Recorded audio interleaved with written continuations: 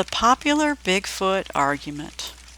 On one side, you have the investigators doing their work while trying so hard to be taken seriously in an arena deeply divided on a subject not yet corroborated by science. It's tough.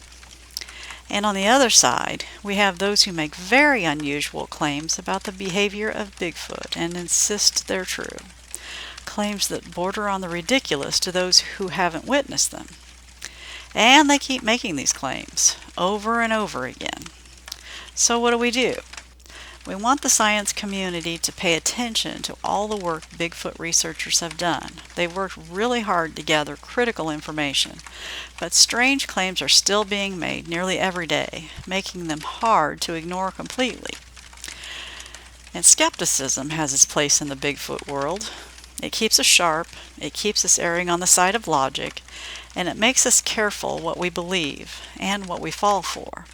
It is important for us to understand all sides of the question, so skeptics play a huge role in the research. But now there's a different kind of skepticism literally creeping in, adding more discourse in the Bigfoot world, as if there weren't enough of that. But the research itself is making a lot of progress, whether any of us feels it or not. In spite of all the sensationalism of Bigfoot TV shows, many more people believe now, or at least want to believe. So it's our job to give them something tangible if we can, because we need it too. But while the research is making huge leaps and more observations are being made and patterns are starting to develop, the argument about the existence of Bigfoot is becoming more heated because the subject is going off into many directions. And the big question that is more important than ever is just what is a Bigfoot and what are they really capable of doing? To some, they were regarded as fellow humans. Others want to be able to fit them into a highly developed animal category that's completely separate from any other creature. And still others see them as simply highly intelligent primates. Some regard them as incredibly skilled survivors, while others claim they have amazing, inexplicable, almost magical skills that rival any other creature on Earth. And this is where the argument begins. This comes down to the logicians versus the eyewitnesses that claim they have actually seen them doing some really incredible things. And this can lead to some pretty vicious arguments. So as we find ourselves in the middle of the argument, how do we stay fair to everyone while finding real answers that we can all embrace? Let's think about this. What if the real answers lie somewhere in the middle? And what if we're missing the point because we're stopping the conversation before it even starts? We say we want the answers to our questions, but are we prepared for those answers? Or more importantly, are we prepared to hear answers that don't fit into our own framework of what we think Bigfoot should be? Are we looking for the real answers to our questions, or are we looking for the answers we like, or the answers that fit into our personal sense of logic? Have you ever heard the terms man logic, woman logic, kid logic? Have you ever thought about what those terms actually suggest? Those terms exist because logic is different for people in different walks of life who see things a bit differently. Logic, I'm afraid, is not absolute. I'm sorry, it's just not. Logic, like everything else, is a matter of personal perception. Something only seems logical to us if it fits within a framework we personally know and understand. And every individual has their personal idea of what's logical. And my problem with that is that it doesn't allow for anything outside that box. It doesn't allow for new thinking. It doesn't allow us to have an open mind to new possibilities. Science can also be perceived that way if we're not careful. Science is made up of a lot of factoids and theories, all subject to change periodically as new information surfaces. But one thing science is not allowed to do is to try to mold reality around what it already believes or what it wants to believe.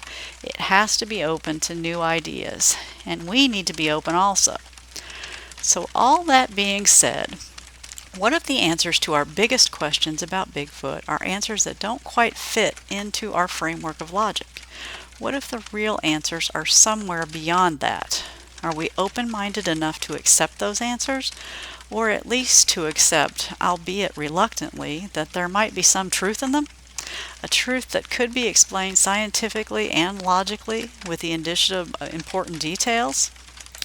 Because if we're not open to some seemingly outrageous answers, and we shut down our minds and therefore shut down the conversation, I think it's important to understand that we may be too busy being skeptical and will miss some very important information. I think the time is finally here to stop calling people crazy for what they believe, if only for a moment, and start listening a little closer to what's actually being said. Because I've talked to researchers all over the world, and they're telling me a lot of the same kinds of stories. Stories they're being ridiculed for, because these stories don't fit into everyone else's framework of what they think should be possible, or they don't match what they themselves have actually witnessed. Hundreds of strange stories, though, all similar. Could it be that we need to re-examine this?